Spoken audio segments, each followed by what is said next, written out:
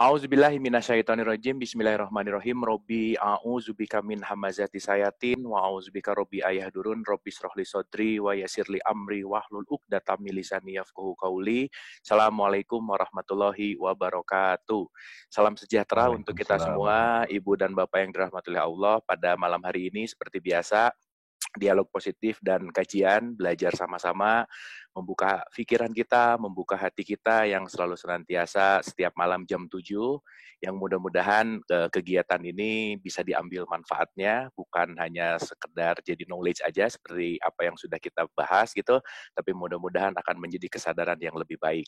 Oleh karena itu, Ibu dan Bapak, malam hari ini kita kehadiran guest star kita malam hari ini, Bang Dame gitu. Bang Dame, apa kabar Bang? Sehat ya? Alhamdulillah, alhamdulillah. Alhamdulillah. Yang insya Allah Barakallah. beberapa saat lagi kita akan mendengarkan pencerahan dari beliau. Oleh karena itu, hari ini kita akan berbicara tentang the signs of God gitu, tanda-tanda Tuhan gitu, yang nanti akan dielaborasi lebih dalam lagi oleh Bang Dame, yang insya Allah ada pelajaran, ada manfaat, dan ada kesadaran yang baru kepada kita semua.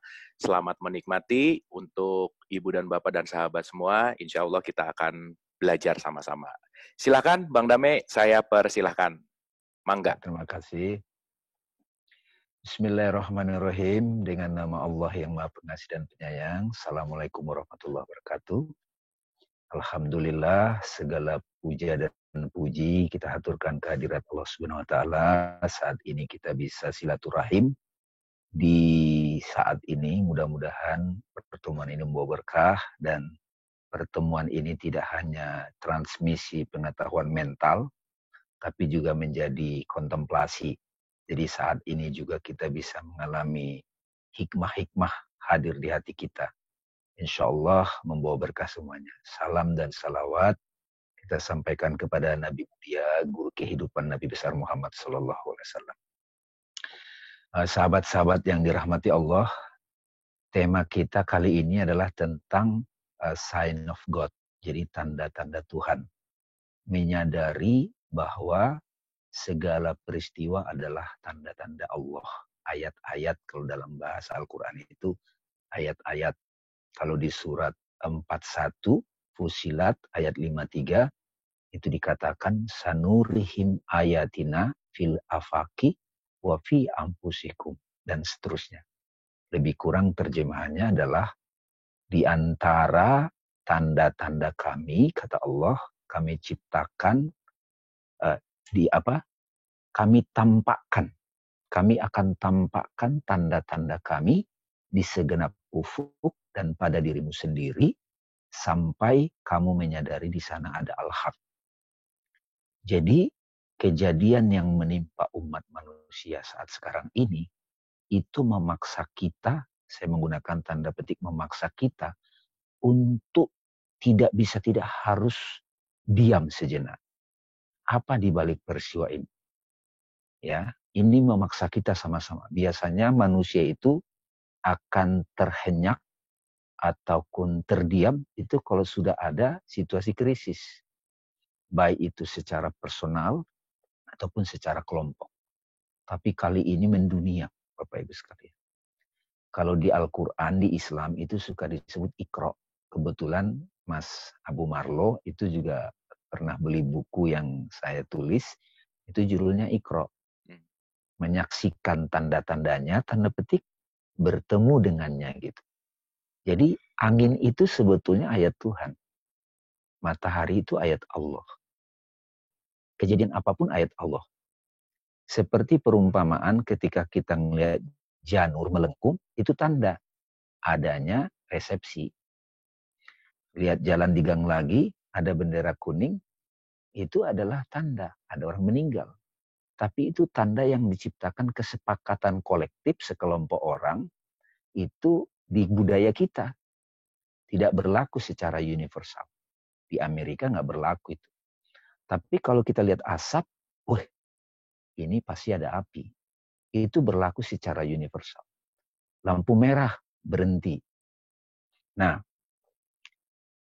orang-orang yang sudah terbuka kolbunya, orang-orang yang sudah ikut kajian tasawuf, katakan begitu, itu sudah terbiasa tidak mau melewatkan apapun yang terjadi. ini pesannya Allah apa ya? Ini tanda apa ya? Nah, pada waktu ada peristiwa, orang awam akan melihat peristiwa biasa aja. Ya terjadi begitu aja. Tapi kalau orang yang sudah kontemplatif, ini ayat Allah, tanda apa ya? Nah, dalam diri kita ada yang bereaksi. Manusia kan ada jasmani, ada rohani. Nah, antara jasmani dan rohani itu ada jiwa, nafs. Nah, nanti saya akan membagi derajat batin kita itu ada 3 yang sederhana. Nafsu ego, akal, kolbu. Nafsu inilah perasaan takut, khawatir, gundah, marah, kesel, benci, dendam, panik. Itu nafsu ego. Tapi kalau kita pakai akal dewasa, kita diam dulu. Ini apa ini maksudnya nih? Tidak ada sebab, tidak ada akibat tanpa sebab. Ya kan? Segala sesuatu itu pasti ada sebabnya. Itu akal, kalau yang bereaksi akal.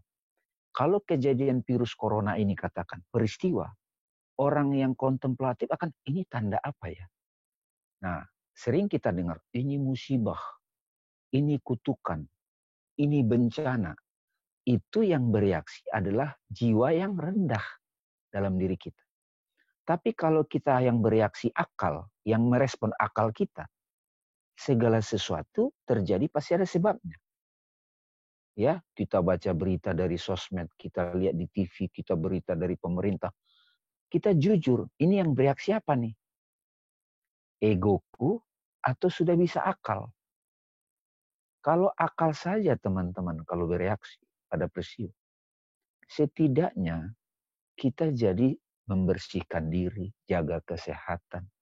Bahkan secara kosmologi Bapak Ibu sekalian, saya bertanya dalam batin saya diam, ya Tuhan ini kejadian apa? Sempat panik juga. Ini apa nih? Tidak bisa keluar karena semua panik. Saya diam, saya meditasi, saya zikir, tafakur. Tiba-tiba kolbu bicara. Seolah-olah bahasanya begini. Aku lagi mengatur titik equilibrium. Aku sedang menjaga keseimbangan semesta ini. Tapi kan gak pernah seperti ini. Ya iya, karena manusia sudah terlalu serakah. Antar negara satu dengan yang lain persaingan. Manusia itu sudah dikuasai oleh ego, hawa nafsu. Akal sehat aja nggak main. Akal sehat aja nggak main kalau kita baca sosmed. Itu akal dewasa aja nggak main. Dikuasai nafsu. Ritual Ramadan, ritual dalam agama tidak membantu manusia kembali ke jati diri. Jadi tahap awal kalau ada peristiwa itu yang bereaksi ego. Maka kita, oh ini bencana, ini kutukan. Kita panik, kita khawatir. Tapi kalau kita diam sejenak, hening, tarik nafas dalam. Segala sesuatu tidak mungkin terjadi tanpa ada sebab. Karena kita punya iman, kita ada agama. Kita ngomong, kita jadi pasrah. Tuhan ini apa maksudnya? Pada saat kita hening, silent itulah kolbu bicara. Nah, ciri orang yang sudah bisa membaca dengan kolbu, itu ada kedamaian dari dalam secara natural. Tidak bisa tidak. Kalau orang sudah sampai pada keheningan, seperti Nabi Muhammad di Gua Hiro, tenang di dalam, inner peace. Karena kolbu itu identik dengan kedamaian. Dalam Islam namanya nafsu mutmainnah. Jiwa yang sudah tenang. Kalau nafsu ammaroh itu ego. Nafsu ammaroh bisu. Kalau nafsu lawamah, jiwa yang menyesal. Mencela diri. Baper, lemah. Tapi kalau nafsu mulhamah, jiwa yang terinspirasi baik buruk, positif negatif, bisa introspeksi. Itu akal sehat. Tapi kalau nafsu mutmainnah itu sudah berada dalam rumah kolbu. Ciri orang yang sudah sampai ke kolbunya, itu mereka yang sudah hening damai. Nah dalam kedamaian itulah di situ ada nama Tuhan. Rahman Rahim. Bacalah Iqra bismi rabbikal ladzi. Bacalah segala peristiwa dari kolbumu. Begitu kita membaca dari kolbu, tiba-tiba kita mengerti. Ada pelajaran buat kita pribadi, ada pelajaran antar hubungan kita satu dengan yang lain, dan Allah akan bicara ke hati kita, bisa membaca fenomena global.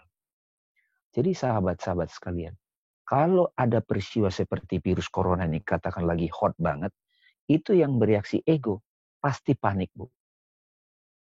Paling tidak kalau nafsu amarahnya borong masker, borong makanan. Itu awal-awal. Tapi lama-lama setelah 20 hari mulai acceptance, menerima. Karena kita dikarantina semua. Rumah ibadah sudah tidak efektif membuat orang bertemu Tuhan. Masjidil Haram dalam sepanjang sejarah, setahu saya nggak pernah sepi dari tawaf. Kali ini sepi. Tapi masih ada yang tawaf. Burung-burung. Karena terus terang burung, tanaman itu tidak terganggu dengan kejadian ini. Sama sekali tidak terganggu. Yang terganggu adalah ego manusia. Jiwa yang dikuasai kebinatangan. Itu yang terganggu. Jadi Bapak Ibu sekalian, mari kita gunakan peristiwa sekarang ini. Kesempatan kita untuk menemukan rumah sejati kita di kolbu. Karena Nabi Muhammad juga bersabda, kolbun mukmin baitullah. Seolah-olah Allah itu menegaskan, kalian sholat di masjid, kalian ngumpul di masjid jamaah, enggak ketemu aku di sana. Coba kita dengarin khutbah Jumat, Pak. Itu masa-masa tertentu kita tahu itu ego yang bicara. Politik sana sini. Tidak menemukan kedamaian. Masjidil Haram malah kita pamer, selfie sana sini. Jadi ini semua kita dipaksa nih untuk kembali ke rumah. Tapi jangan hanya berhenti di rumah fisik. Haus namanya. Tapi rumah kolbu. Begitu kita memejamkan mata, kita hening sejenak. Pikiran kita kemana nih, gimana nih. Itulah ego. Kita belajar diam mengamati. Amati. Nah, esensi puasa yang insya Allah sebentar lagi datang adalah menahan nafsu rendah. Ya ayyuhalladzina amanu kutiba alaikum siyam. Kama kutiba alal ladzina min qablikum la'allakum tattaqun. Wahai orang yang sadar. Saya suka mengartikan beriman itu sadar. Orang yang sudah sadar Allah gitu. Karena iman selama ini sudah dogmatis.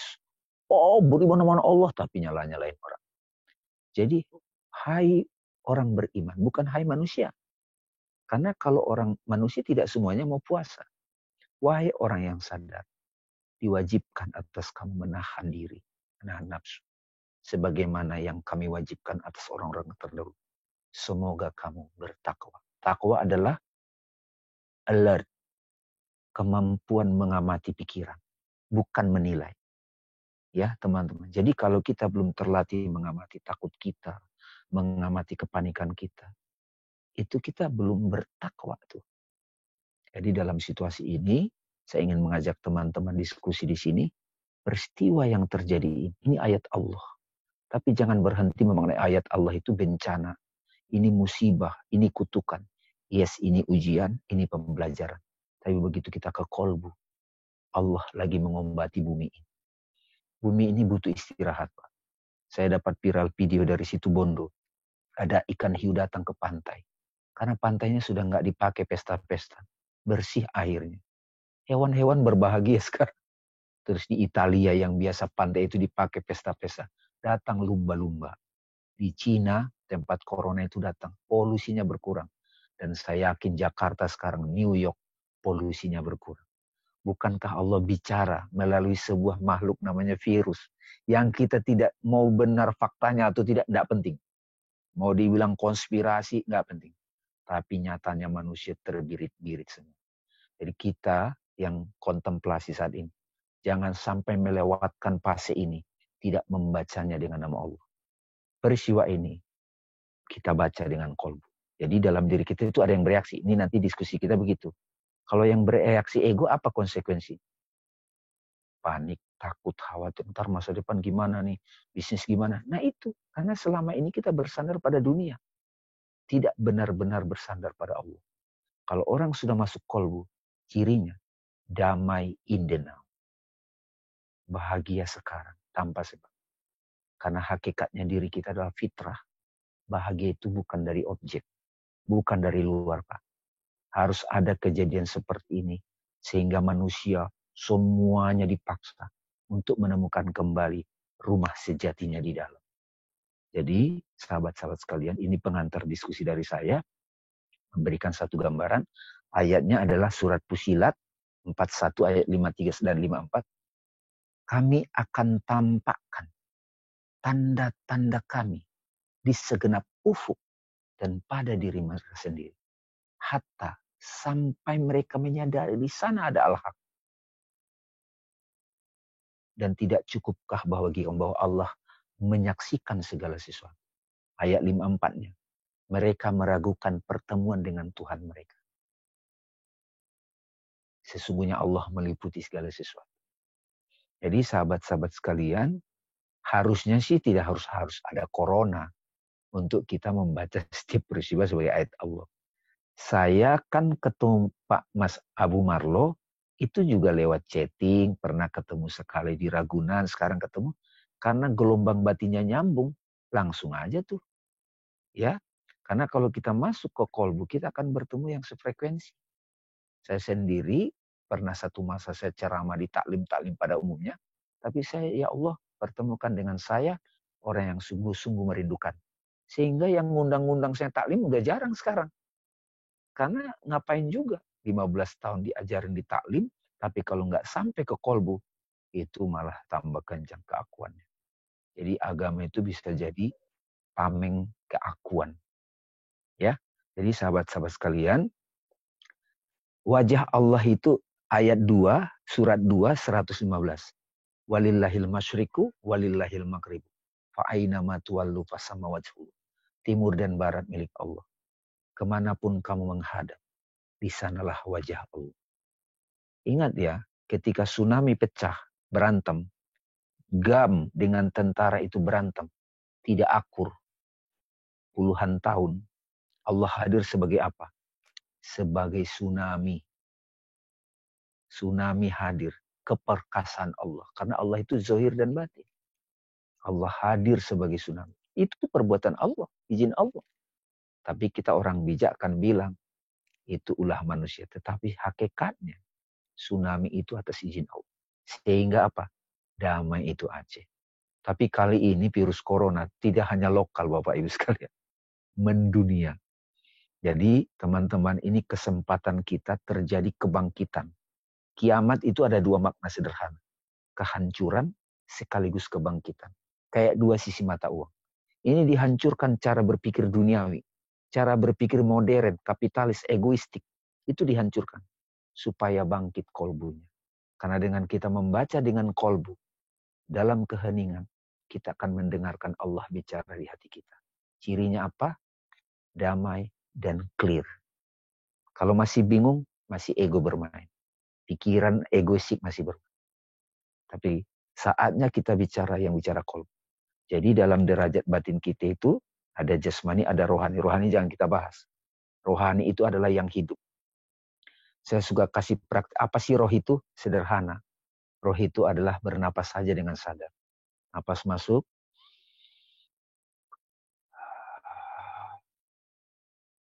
Itu siapa yang bernapas? Aku. Aku itu siapa? Bukan pardamian. Pardamian itu identitas dari luar. Aku itu adalah I am. Pure consciousness. Ya, saya pernah mengalami mati suri tahun 2008. Saya sadar ternyata aku bukan tubuh. Aku adalah roh. Ya. Tapi tidak semua orang dikasih kesempatan mengalami near death experience. Pada saya mengalami near death experience itu, saya sadar ternyata the real I am, jati diri, itu bukan tubuh ini, bukan memori, bukan emosi, tapi roh itu, dan itu abadi. Ketika saya jadi roh itu, saya jadi luas space, tanpa batas. Nah, saya bahas sedikit lagi, Pak. Kalau mengenai kematian, dalam Islam ada 3 istilah yang populer. Ajal, wafat, maut. Tapi ini sudah jadi bahasa Indonesia. Ajal itu artinya mati, tapi dalam pengertian spesifik, expire. Segala sesuatu itu ada ajalnya, artinya segala sesuatu itu ada batas akhirnya. Nggak bisa dimajuin, nggak bisa dimundurin. Mohon maaf, sebelum kejadian corona ini populer di Indonesia, suaminya BCL Ashraf, udah kalau udah ajal 40 tahun sehat, pulang tuh. Glenn Fredly, ajal udah pulang. Jadi sebetulnya ajal nggak ada kaitan sama virus, nggak ada kaitan sama stroke, nggak ada kaitan sama kecelakaan, ajal aja. Tapi jangan kita keluar petantang petenteng. Itu namanya ajal. Tapi ada istilah wafat. Wafat itu seperti gladi resik kematian. Bukan istilah wafat sehari-hari ya. Wow, dari wafat. Bukan. Dalam bahasa Arab wafat itu kami cabut sementara, kami cabut jiwanya. Itu tidur pulas. Tidur pulas itu diwafatkan. Tidur. Dimatikan jasmaninya sementara, tapi rohnya masih aktif. Pikirannya juga non aktif. Tapi ada juga tidur mimpi. Itu diwafatkan, tapi masih aktif pikiran. Ada juga koma. Nah, waktu saya koma itu melebur kepada rohani. Yang ketiga ada namanya maut.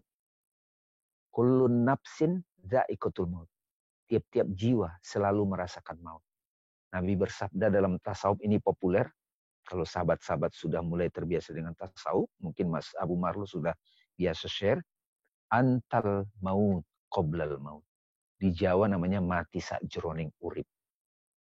Jadi kita harus experience maut. Bukan ajal.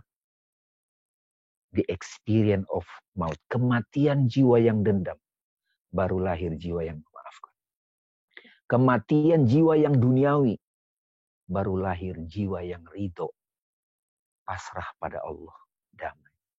Jadi kita ini lagi dimatikan semua nih. Jiwa-jiwa egois kita nih. Dipaksa semuanya.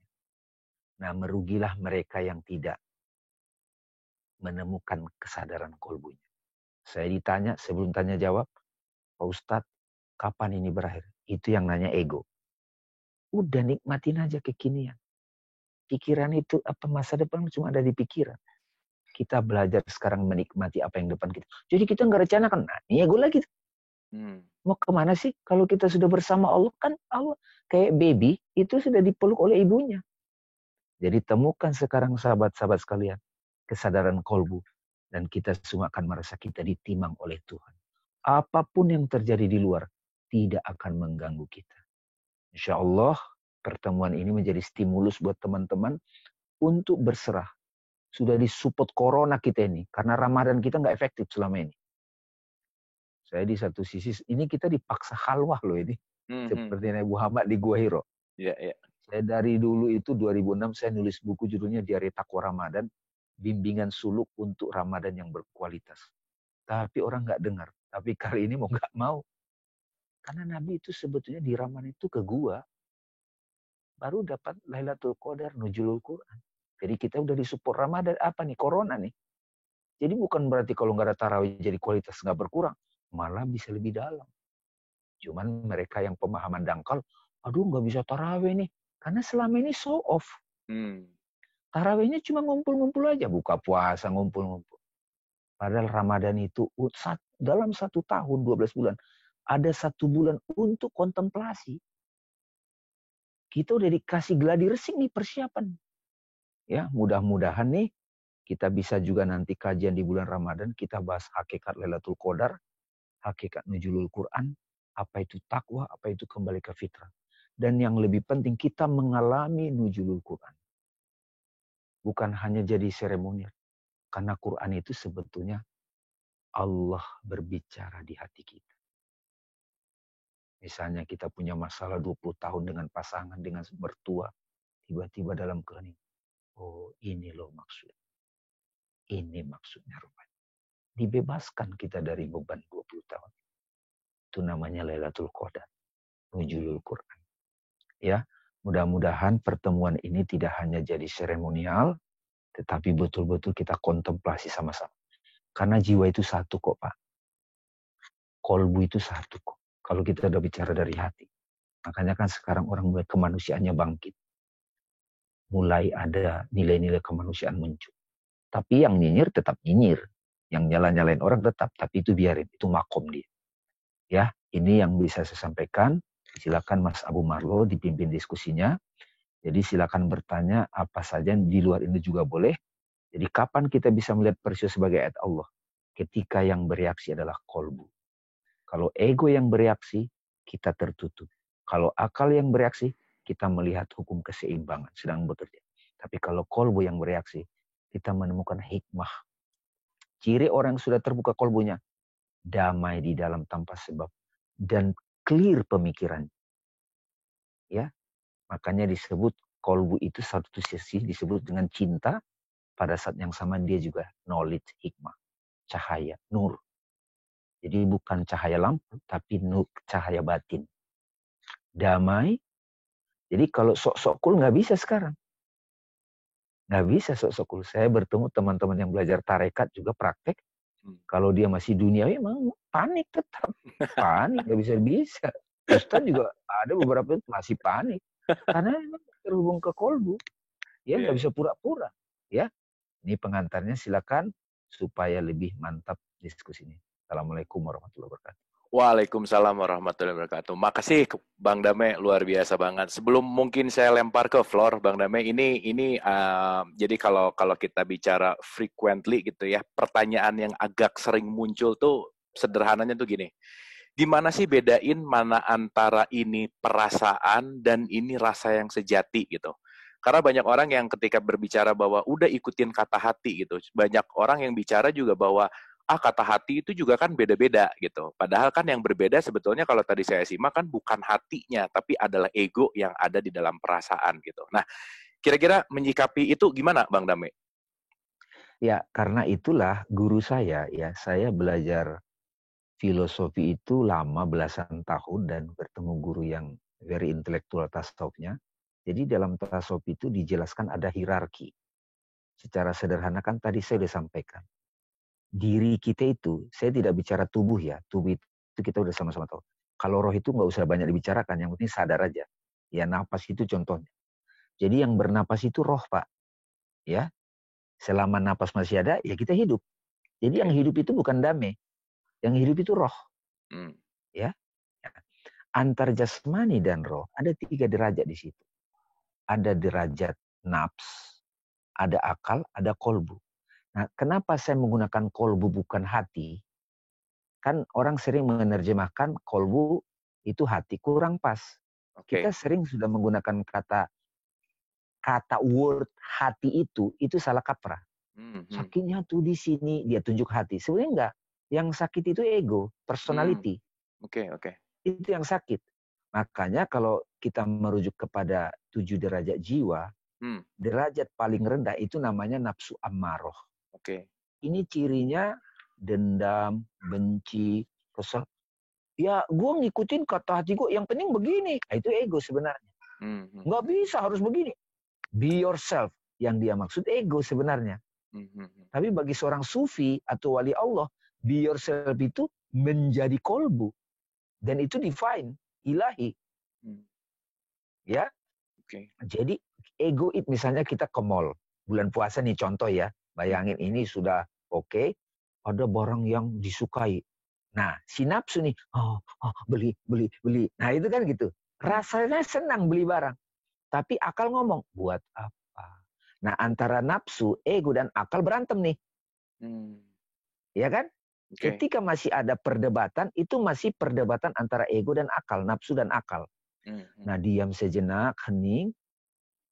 Nah, tiba-tiba, ada ini. Begitu kita tahu, clear melangkah, itu sudah kolbu. Jadi kalau masih ada dialog di dalam, itu belum ke kolbu, Mas. Belum rasa sejati. Tapi kalau dia sudah rasa sejati, itu cirinya dia silent. Bukan cuma dia mulutnya, pikirannya masih berisik. Itu masih ego tuh. Ya, makanya saya tidak pakai istilah perasaan. Karena perasaan itu ada di ego, perasaan itu ada di akal juga. Perasaan saling memberi manfaat, itu di akal. Tapi kalau perasaan yang ada di kolbu, itu nama Tuhan. Rahman Rahim. Cirinya kalau orang sudah di kolbu, perasaannya itu tentram tanpa sebab. Inner peace. Makanya namanya mutmainnah. Kalau senangnya masih karena sebab, itu masih pikiran. Bahagianya masih karena sebab dari itu masih pikiran. Tapi kalau bahagianya misalnya ini saya bernapas.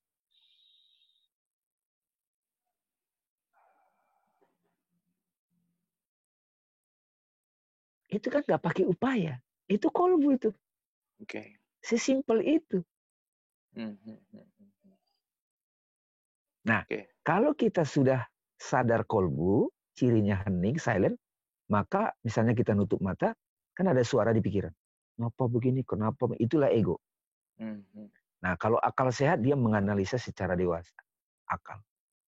Tapi kalau kolbu dia hening, dia alert. Alert itu bahasa Indonesianya apa ya?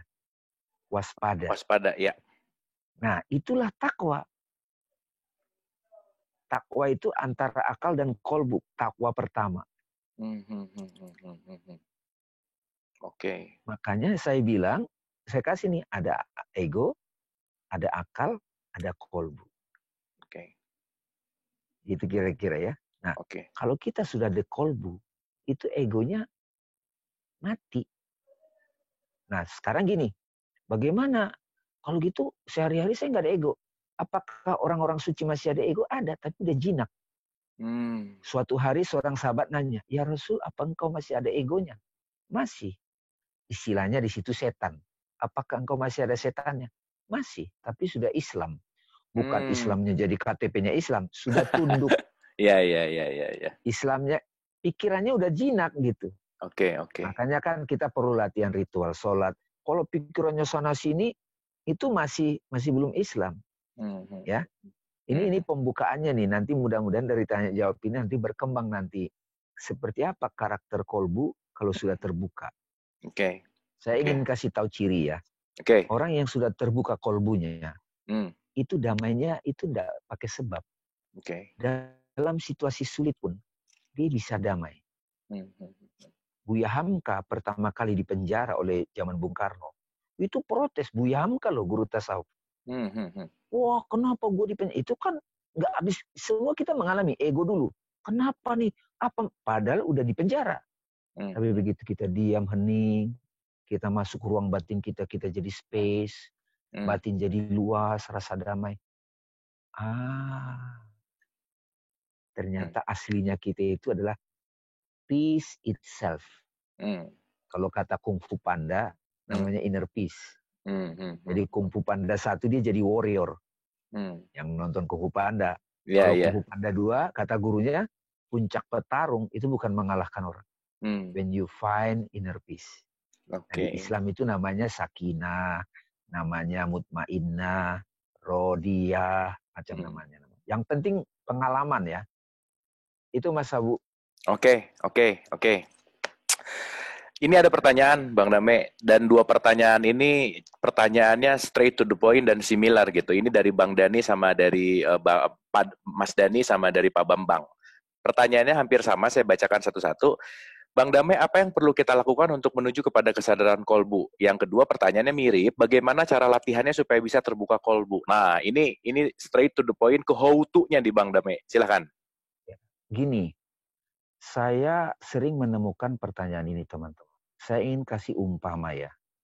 Pada waktu kita menutup mata, saya kasih contoh aja diri saya. Ya. Tutup mata. Maka kita sebetulnya pada waktu menonaktifkan panca indera, kan pikiran masih muncul. Tapi sebenarnya kita masuk ke ruang batin kita, itu namanya space. Nah, untuk bisa menyadari I am space, aku adalah ruang tanpa batas. Kita sadar bernapas. In, out.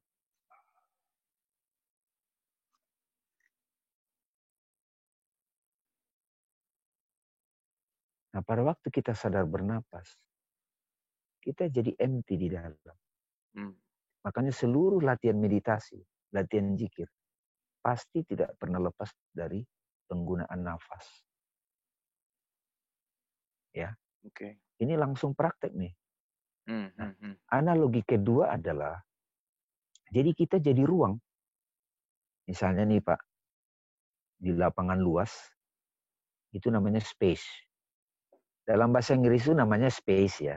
Di bahasa Indonesia kan ruang. Tapi ada istilah lain namanya room. Kalau room itu kan ruang material. Kayak kamar, ya bisa juga disebut space. Bayangin lapangan luas. Ya. Lapangan luas itu tanah itu di kapling-kapling rumah. Oke? Oke. Rumah Pak Abu Marlo, rumah Pak Dani, rumah Pak Dame, rumah Pak Bambang, rumah Bu Edi gitu. Nah, rumah kosong itu kan kasih dinding, itu jadi ruang kan? Kosong. Nah, ruang itu sebenarnya kan bagian dari space yang tanpa batas. Nah, ruang-ruang kosong itulah kayak batin kita. Sebetulnya dia space juga. Oke? Nah, saya kasih contoh Pak Abu Marlo. Rumah Pak Abu Marlo kosong. Masukin lemari. Masukin tempat tidur. Masukin kulkas. Nah, furniture ini kita masukin. Apakah ruangan itu protes? Enggak. Tidak. Nah, seperti itu juga. Begitu kita nutup mata. Kenapa ya dia begitu? Kenapa begini? Itu kayak furniture. Gambar-gambar pikiran itu. Ini. Jadi ruang aja. Nah, makanya latihannya mengamati aja. Ruangan itu kayak saksi bisu. Nah, itu namanya acceptance. Itu yang disebut pasrah. Jadi ciri pertama orang, dan kita itu aslinya itu. Cuma kita sudah kelamaan jadi person, jadi pikiran. Aku damai, aku harus gini, aku harus sukses, makanya bayi itu nggak pakai upaya untuk damai. Fitrah kan? Iya. Jadi kita sekarang itu sebenarnya rediscovery. Sebetulnya bukan berupaya sebetulnya. Menyadari kembali siapa diri kita.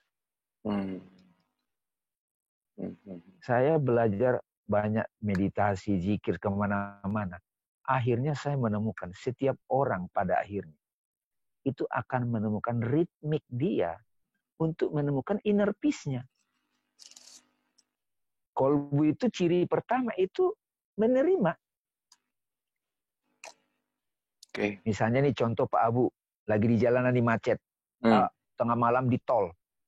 Jam 2 malam hujan lebat, ban kempes. Waduh, jam 2 malam gelap, gak ada lampu. Minggir kan, panik dong. Itu kan personality. Tapi kalau orang yang sudah terbuka kolbunya, dia tarik nafas, ini terjadi atas izin Allah. Dia diam sejenak, dia masuk ke ruang batinnya jadi space, rasa damai.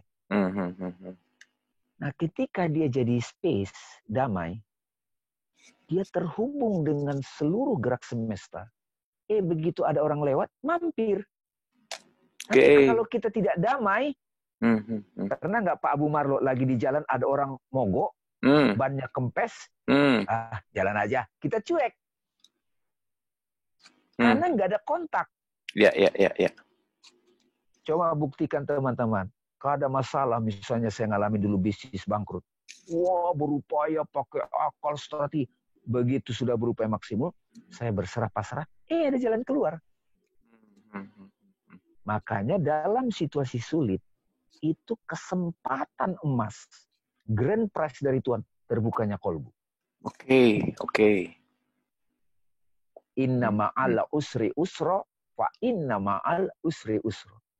Guru saya mengartikan ayat itu bukan di balik kesulitan. Bersama kesulitan itu, ada jalan keluar. Bersama penderitaan itu, kesempatan terbukanya kolbu. Oke. Jadi analogi kedua adalah batin kita yang kolbu itu seperti langit. Langit itu warnanya apa? Orang bilang biru. Sebenarnya bukan biru.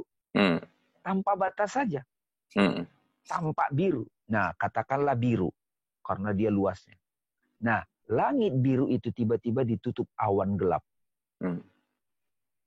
Sebenarnya kan langit biru tetap ada kan? Ya.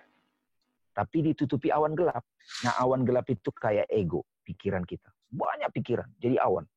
Tiba-tiba awan-awan itu terbuka sedikit ruang biru. Kelihatan langit. Itulah glimpse kebahagiaan. Rasa damai sebentar. Sebenarnya sudah ada di situ langit. Cuma kita nggak ngeh. Jadi kalau saya ditanya sekarang, kalau dulu mungkin, wirid aja, lakukan ini teknik. Nggak efektif, Mas Abu. Oke. Tidak efektif. Saya udah melakukan itu, tiap malam bangun. Of course itu perjalanan saya.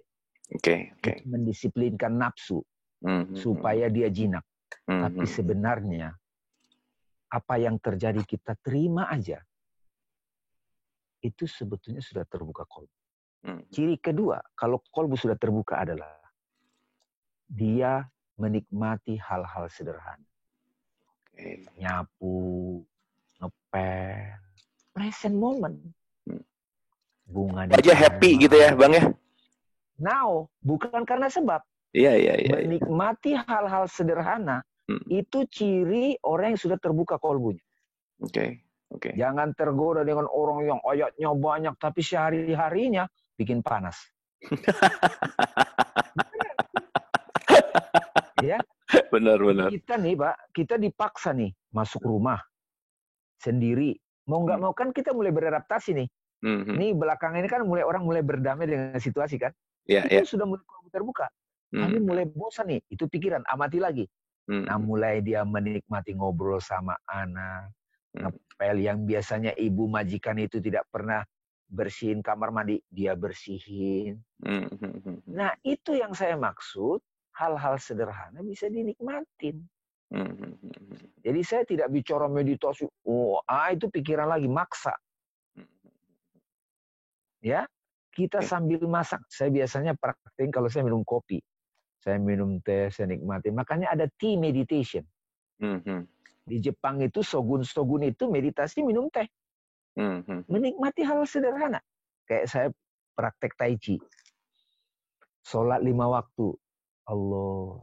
Nah itu semuanya latihan untuk menyadari napas itu, gerak itu, kita nikmati, itulah terbukanya kolbu. Ya. Nanti pada pertemuan berikutnya mudah-mudahan kita bisa bicara tentang wirid, the power of wirid atau mantra. Allahu Akbar, Subhanallah. Itu ada juga metode begitu memang. Tapi di sini saya mau langsung to the point karena kan pertanyaan to the point. Ya. Jadi begitu kita sadar I am space, saya pakai istilah misalnya ya, mungkin teman-teman kenal namanya Siddhartha Gautama. Iya. Siddhartha Gautama itu bertapa 7 tahun. Itu menemukan nirwana itu empty. Kalau di Jawa namanya suwung. Kalau di Islam itu namanya kolbu, tapi kalau praktiknya namanya ini. Coba sama-sama ya, meskipun ini di off-kan ininya.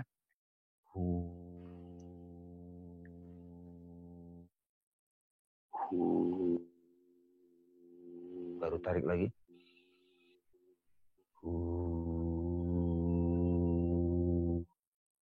Hu itu dalam bahasa Arab. Qul huwallahu ahad. Hu itu artinya dia. Dia itu apa? Allah. Allah itu apa? Ahad. Jalaluddin Rumi, seorang sufi besar. Dalam riwayat sejarah itu zikirnya itu hu.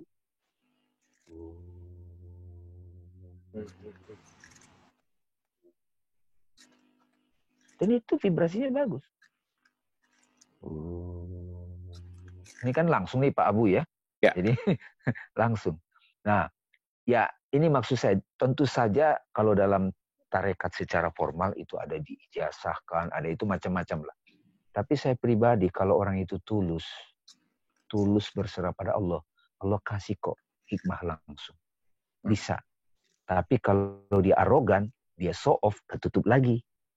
Makanya kenapa dalam tahap awal perjalanan spiritual suluk ditemanin guru, supaya ketika terbuka kolbu, kadang si ego suka nongol tuh. Makanya tetap tunduk pada syariat yang sudah ada. Berkhidmat. Karena kita orang yang hakikat itu dilindungi dalam syariat. Tapi perbedaan mazhab, perbedaan pendapat terhadap ayat tidak mengganggu kita lagi. Karena siapapun yang sudah sampai kepada kolbunya, cirinya adalah inner peace. Ya, jati diri itu adalah peace. Ya, oke. Oke, jadi kalau boleh saya kaitkan gini Bang, orang yang kolbunya terbuka tuh selalu ikhlas menerima apapun gitu ya intinya ya? Ya, itu yang pertama, yang tadi itu. Dalam situasi sulit, apapun gitu dia. Jadi saya kasih gambar. Kalau dalam situasi sulit, orang yang sudah terbuka kolbunya, dia nerima. Mhm. Nah, kalau dalam situasi normal nih, Iya, iya.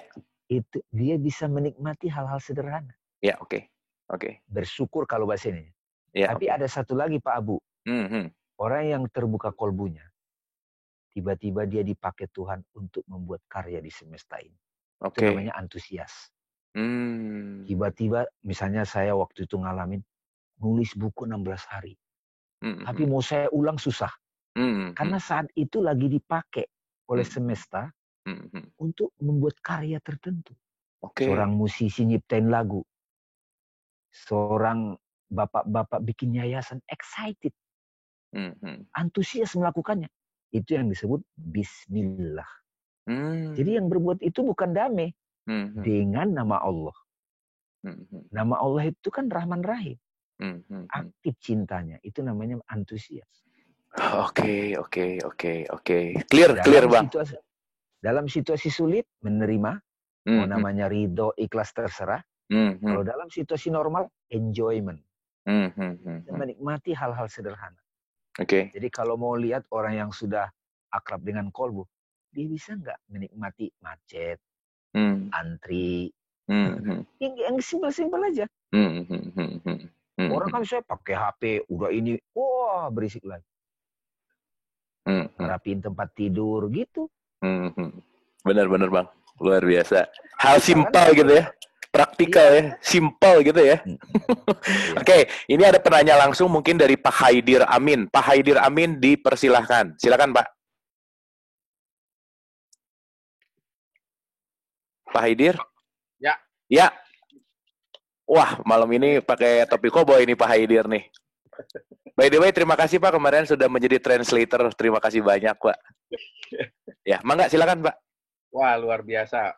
Bang Dame tadi soal bismillah itu kalau kita sampai di level bismillah terus kita digerakkan oleh Allah ya untuk berbuat, udah nggak ada yang bisa menghentikan gitu. Hmm. Tapi sebelum sampai di situ itu kemarin kita sempat membahas bahwa cara kita menemukan Tuhan itu melalui tahap-tahap pengajaran ya Pak ya. Lewat orang tua kan, tidak melalui akal penuh, apalagi lewat jalan spiritual gitu. Sehingga persepsi kita tentang Tuhan itu sangat dipengaruhi oleh pendidikan kita waktu masa kecil kan. Nah, ini bagaimana melawannya gitu ya. Karena yang kita lihat tadi langit biru itu bisa jadi di tiap individu nggak biru gitu. Ada yang biru tua, ada yang macam-macam lah. Orang bilang Tuhan itu sebanyak persepsi manusia gitu ya. Nah, tapi kan kita pengen ke intinya itu ya, untuk melawan ajaran pengenalan Tuhan lewat pendidikan masa kecil, lalu bisa sampai ke pemahaman sesungguhnya melihat langit itu ternyata ya lebih luas dari itu ya. Apakah cukup jalan tasawuf yang diajarkan oleh Rasulullah itu melalui sholat, puasa gitu, atau kita harus menambahnya lagi gitu lewat apa gitu supaya kita bisa menemukan dan melawan persepsi kita di masa kecil itu ya, yang mungkin tidak sepenuhnya salah tapi juga tidak sepenuhnya benar kan, karena itu bukan jalan intelektual kita, juga bukan jalan spiritual kita. Okay. Nah juga itu berarti terkait apakah hanya lewat jalan spiritual kita bisa menemukan atau jalan intelektual juga diperlukan untuk bisa masuk ke situ mengenali gitu ya. Sampai ke level bismillah gitu. Kalau udah sampai bismillah tadi kata Bang Ame itu, wah bikin yayasan, bikin apa itu kayak nggak ada yang bisa menghentikan lagi. Seperti Rasulullah itu luar biasa kan, halangannya itu selama 23 tahun itu luar biasa. Tapi karena dia udah bismillah, jadi dia bergerak terus gitu. Nah itu, ya itu ini saya. Oke, makasih Pak Haidir. Oke, silakan Bang Dame, boleh direspon langsung. Ya Pak Haidir, saya terus terang saja saya menghindari sebetulnya bicara di forum seperti ini terlalu konsepsional. Saya tadi suka pengantar dari Pak Abu, kita di sini sama-sama berkontemplasi. Jadi bukan saya sebagai pardamen yang membuat Bapak terbuka kolbunya. Tetapi kolbu itu selalu terbuka sebenarnya. Tapi ketika ada humility, ada ketulusan, itu pasti teman-teman yang hadir di sini meskipun pasti ada aha moment. Mau nggak mau saya harus kasih teori sekarang. Jadi dalam tradisi Islam atau umum dikatakan, memang sumber ilmu itu ada 3, Pak. 1 nakli. Nakli ada sumber yang kita tahu dari dogma dari kecil, otoritas tertentu. Kita tahu surga, neraka, tanya gurunya. Dari mana Bapak tahu itu? Dari guru saya, dari guru saya. Akhirnya ujung-ujungnya kitab suci. Kita terima saja pengetahuan itu. Saya hormati itu, Pak. Hampir sebagian besar pengetahuan kita tentang goib ataupun metafisika itu datang dari dogma. Sumber kedua adalah akal, Pak. Akli. Kita melakukan proses perenungan. Alam ini ada, pasti ada penyebabnya. Ya, ilmuwan-ilmuwan biasanya dapat pengetahuan melalui perenungan intelektual. Nah, di sini mulai ada perbedaan orang yang dewasa secara dalam kehidupan dengan tidak. Kalau kita gunakan akal kita secara maksimum, setiap hari kita mendapatkan pengetahuan intelektual melalui kontemplasi. Bukan melalui bacaan. Bacaan salah satu sumber. Nah, yang ketiga, nah ini biasanya disebut filosofi, akli ini. Yang ketiga adalah kasaf, Pak, kasfi. Spiritual realization, karunia. Jadi sebetulnya, Pak, ritual-ritual yang kita alami selama ini dari kecil, itu sebetulnya dalam tradisi Islam mengantarkan kita kepada spiritual realization, kesaksian. Karena itu, saya biasanya di beberapa pertemuan, saya bilang, mari kita diskusi meskipun 5 orang, 7 orang, pengetahuan datang dari pengalaman. Bagaimana saya tahu dengan pasti pengetahuan saya benar? Bukan dari buku, bukan dari Google, bukan dari kata orang. Ya kan? Bagaimana di forum yang lain saya bikin tema begini, bagaimana saya tahu dengan pasti pengetahuan saya benar? Itu susah dijawab orang. Coba kita cek, bagaimana saya tahu dengan pasti pengetahuan saya benar tentang kubur, surga, neraka. Semua kan datang dari luar. Makanya saya bilang, saya kasih contoh. Ada orang bule datang ke saya, saya mau tahu duren gimana? Mana ya? Akhirnya Bapak tahu mentega? Tahu. Oke, mentega itu agak legit-legit dikit manis, itu duren. Tapi kan itu perantara, perumpamaan. Cara satu-satunya adalah ajak dia ke total, nih duren, experience. Itu yang disebut di dalam tasawuf, siapa yang ngalamin, nggak ngerti.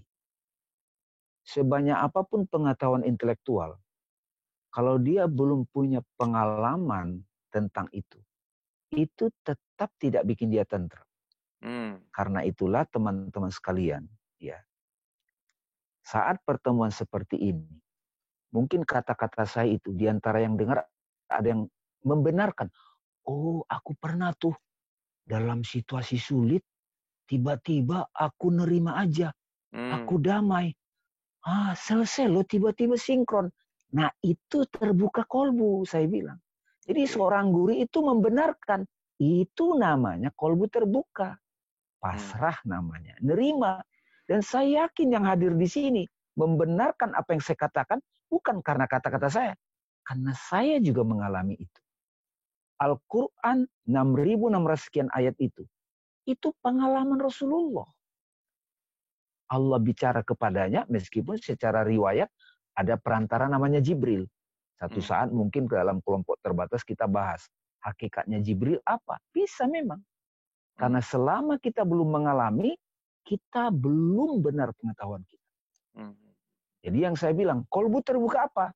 Dalam situasi sulit, ada satu momen kita menerima. Menerima itulah kolbu. Ego kan, kenapa begini? Harusnya begini dong. Enggak dong, enggak bisa. Harus begini. Udah deh. Nah, kita nih dalam situasi karantina, kita dipaksa nih. Ini mengagumkan nih cara kerja Tuhan nih. Mengagumkan. Makanya pertemuan ini saya berharap ini jangan lagi dibawa pembahasan dogmatis. Kita setuju. hormati dogma karena apa? Sayang. Karena pengetahuan yang kebenaran yang hadir ke saya, pengalaman pasrah itu sama semuanya, Pak. Ekspresinya yang beda. Kalau kita masih berdebat tentang sesuatu, itu pikiran main, persepsi. Tadi kan dibilang langit ini. Langit itu biru, salah juga sebenarnya, Pak. Itu kan tampak biru. Saya hanya mengatakan dalam bahasa Arab, samawati diartikan langit. Samawati artinya yang luas dan tinggi. Apa yang paling tepat untuk itu? Space. Space tanpa batas. Nah, begitu kita nutup mata, napas sadar. Batin kita itu space, Pak. Makanya jangan jadi ego, jangan jadi person. Capek. Jadi experience, ya, gitu Pak ya. Jadi nggak usah dilawan Pak dogma itu. Kita ambil aja berkahnya. Ngapain Pak? Itu ego lagi tuh. Iya, oke. Ngapain juga tuh? Siapa kita juga Pak? Saya malas. Kadang-kadang kebijaksanaan itu gini Pak. Jujur ya, waktu terjadi virus corona ini, itu kan buka-buka berita. Kolbu belum ngomong nih Pak Abu. Saya baca berita YouTube, aduh panik juga. Karena keluarga ini itu kan pikiran kan. Tapi udah belajar mengamati pikiran. Habis itu wah bisa bingung saya ini gitu kan. Saya diam, saya ke dalam, dari dalam ngomong. Ya itulah bahasa saya. Aku lagi ngatur hukum keseimbangan. Tenang udah. Tapi di grup-grup WhatsApp, waduh teman-teman yang belajar tasawuf juga panik gini gitu. Aduh gatal rasanya pingin ngasih. Mau jabri. Tapi dalam hati saya, kolbunya ngomong lagi. Enggak usah. Aku lagi bekerja di hati semua orang. Udah diam aja kamu. Bijaksananya diam. Yang bukan urusanmu nggak usah urus. Sekarang aku yang kerja. Nggak usah ceramah kamu. Ada satu masa Pak, jadwal saya Pak Abu. Itu 15. Nggak ada. Iya terima aja. Tapi tiba-tiba mulai nih WhatsApp-in. Apa ini nih? Zoom ini. Sehari kadang ngisi 4 kelas. Sehari kadang 3 kelas. Rupanya ya sambung lagi. Tapi bukan lagi kayak berupaya. Nggak ada. Benar. Karena siapa yang jujur, tulus, dia akan ketemu yang sefrekuensi. Pasti ketemu. Karena sesungguhnya kolbu itu satu. Kita sekarang diajak ke rumah Allah itu bukan di bangunan. Maaf ya. Bukan di Masjidil Haram. Ya. Tapi seperti hadis Nabi, qalbun mukmin baitullah. Dalam keheningan itulah, di situ kita kembali ke pangkuan ilahi. Iya. Surrender. Betul. Itu Pak ya, Pak Hair ya. Jadi saya menghormati dalil-dalil dogma.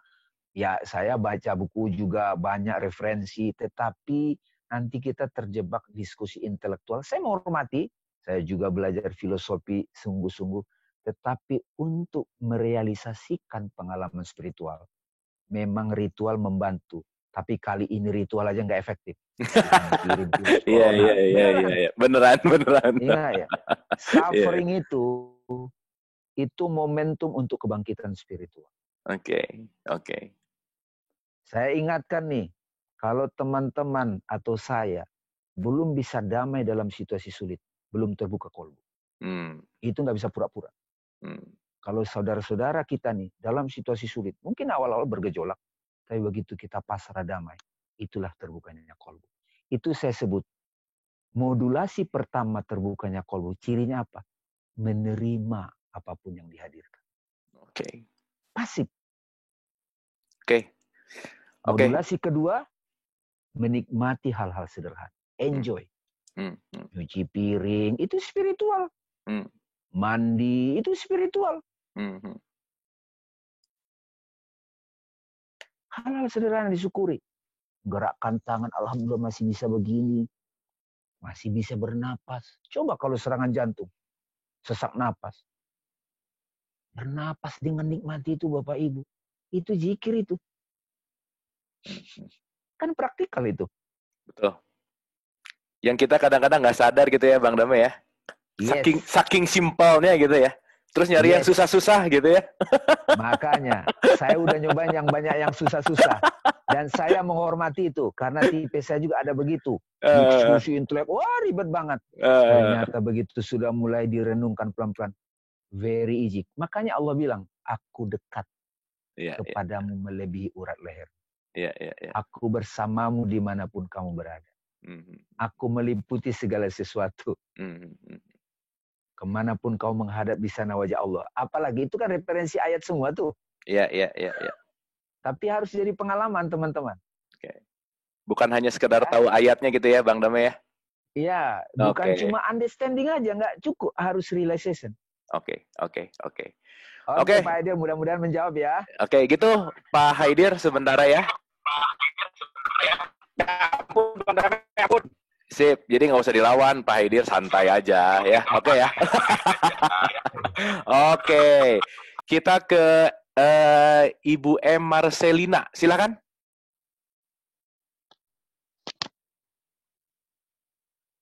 Ibu E. Marcelina tadi raise hand.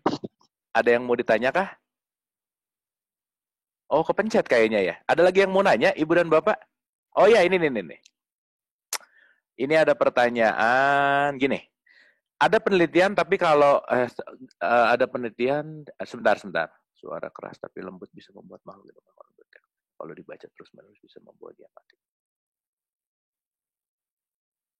Oke, ini berbicara tentang doa yang dibacakan, Bang. Ini jadi kaitannya adalah kalau doa dibacakan ke dalam air itu bisa jadi obat gitu misalnya. Nah, ini kalau doa dibacakan diulang-ulang bisa membunuh corona gitu misalnya. Nah, itu ada apa tanggapannya? Ada yang bicara gitu.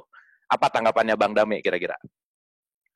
Saya pribadi, saya menghormati cara berpikir intelektual yang berupaya untuk menghadapi ini itu. Saya menghormati itu sebetulnya. Dan sebenarnya kan itulah kerja akal kita diberikan oleh Tuhan Allah Subhanahu Wa Taala. Tapi dalam konteks ini saya ingin mengajak teman-teman itu iqra, lebih kepada ada peristiwa, apa reaksi kita. Jadi lebih kepada iqra atau self inquiry. Self inquiry means penyelidikan diri. Apapun yang terjadi, kita coba mulai fokus reaksi batin kita apa. Jadi ada peristiwa itu danger. Tapi ada takut. Takut itu tuh reaksi batin. Karena tiap orang kan terhadap situasi reaksinya beda-beda. Memang ada penelitian dari Masaru Emoto. Dulu waktu training saya juga suka pakai tuh. Tapi kan akhirnya kan itu lebih kepada nanti kayak bertanding, pembuktian arogansi. Ada juga begitu. Jadi saya termasuk tipe orang yang tidak terlalu sependapat melawan corona. Karena jujur sampai sekarang, ya lepas dari apa gitu ya, belum ada ilmuwan yang canggih menemukan antinya, obatnya. Kenapa? Saya bayangkan misalnya nih Amerika nemukan obatnya. Misalnya nih 2 bulan ke depan nemu. Saya kebayang tuh, itu kayak film di Avenger kan. Jadi pahlawan lagi tuh, arogan lagi tuh. Kita sudah menemukan gitu. Sementara ini solusinya adalah semua orang kembali ke dalam dirinya. Itu dulu prioritasnya. Prioritasnya kembali ke dalam dirinya. Bahwa nanti dalam proses kontemplasi itu ada aja orang-orang tertentu yang dipilih Allah. Itu yang modulasi ketiga. Antusias. Bismillah. Dan itu tidak akan muncul sebagai arogansi. Ketika itu muncul sebagai arogansi, mutar lagi nih kita nih. Siklusnya ini harus ada lagi nih virus yang lebih dahsyat lagi. Dulu kan juga ada SARS, ada flu burung, ya kan? Itu lewat-lewat aja tuh sebetulnya akhirnya. Jadi pada pertemuan ini, sahabat-sahabat sekalian, saya ingin memberi, karena tema kita adalah Sign of God, apapun yang terjadi ini, kita coba melihat diri kita. Jadi kita kayak tester nih. Reaksiku apa ya terhadap situasi. Jadi kalau yang bereaksi ego, ini konsekuensinya. Kalau yang bereaksi akal, ini konsekuensinya. Kalau yang bereaksi kolbu, masing-masing kita akan menemukan hikmah. Saya menemukan sekarang udah mulai banyak orang menemukan. Saya nggak menggunakan istilah sisi positifnya. Kalau sisi positif kan ada negatifnya lagi tuh. Positif lawan negatif. Kalau hikmah itu kan kesulitan itu dia lihat sebagai hadiran Tuhan. Nah itu maksudnya melihat peristiwa sebagai ayat Allah. Kita nggak pilih-pilih harus yang enak-enak. Wajah Allah, ayat Allah itu kan tidak selalu enak. Ya, ya. Ya, gitu Pak. Oke. Ini mungkin sekaligus pertanyaan terakhir sebelum nanti ada kesimpulan, Bang Dame. Ini menarik pertanyaannya. Apakah terbukanya kolbu karena ketakwaan kita dan juga karena hidayah Allah untuk umatnya? Karena hanya Allah yang membolak-balikan hati hambanya. Gimana tuh, Bang? Ya, ini bisa dilihat dari dua sisi. Dari sisi manusia, itu kita berupaya. Karena memang kita dikasih ikhtiar kan, berupaya. Muncullah istilah tahapan-tahapan, ada ritual dan seterusnya. Tapi kalau dari sisi pembahasan kita di awal tadi, dari dulu kolbu terbuka kok, cuma kita nggak ngeh. Makanya jalan terbukanya kolbu macam-macam. Ada jalur formal, ada jalur ya suka-suka Tuhan. Tapi gimana supaya suka-suka Tuhan atau istilahnya hidayah itu ditentukan oleh Tuhan sendiri? Saya cuma kasih kunci. Begitu kita tulus berserah pada Allah, Allah akan kasih keterbukaan yang pas. Jadi ibaratnya gini, kalau kita berhadapan depan cermin, kita misalnya jaraknya 3 meter. Begitu kita mendekati cermin, yang di sana kan mendekati juga kan? Jadi kayak gitu, begitu kita berupaya ke Tuhan, dia kan berupaya juga gitu. Jadi sebenarnya waktu kita depan cermin itu, yang maju siapa sih sebenarnya? Coba kan di depan cermin 3 meter nih, kita maju nih, diri kita yang asli nih. Yang di sana maju juga kan? Nah, seperti itulah hubungan manusia dengan Tuhan. Kalau kita bilang kita berupaya menemui Tuhan, ternyata Tuhan juga yang menggerakkan. Iya. Nah, simpelnya begini Pak, simpelnya begini. Berupayalah maksimum berserah diri pada Allah. Nggak usah dibahas apakah Allah yang, pasti Allah lah yang ngasih hidayah itu. Yang penting experience. Oke. Karena nanti terjebak pada perdebatan intelektual. Oke. Oke Pak Abu. Oke, so untuk mengakhiri mungkin ini juga sekalian terakhir komen terakhir. Jadi kejadian spiritual itu personal sekali gitu ya, Bang Dame ya. Dan itu juga maksudnya kejadian yang kita alami yang soalnya tadi ada yang nanya juga kan nggak perlu diceritain, nggak perlu digambarkan karena semua hubungan spiritual itu kan betul personal dan dalam rasa gitu ya kira-kira ya, Bang Dame ya. Ya, bahasa yang bisa kan gini, pada dasarnya kan pengalaman spiritual itu kan hanya kita yang tahu dengan Tuhan, katakan begitu. Ya. Tetapi pada waktu ada sahabat kita atau guru menjelaskan ke kita, kadang kita membenarkan, wih, itu benar tuh. Karena kita udah punya pengalaman, ya kan? Iya. Tapi pada waktu kita sharing ke orang, mau nggak mau kan kita menggunakan bahasa, kita menggunakan perumpamaan, dan lain sebagainya. Nah, kalaupun kita nggak usah di-sharing gitu kan.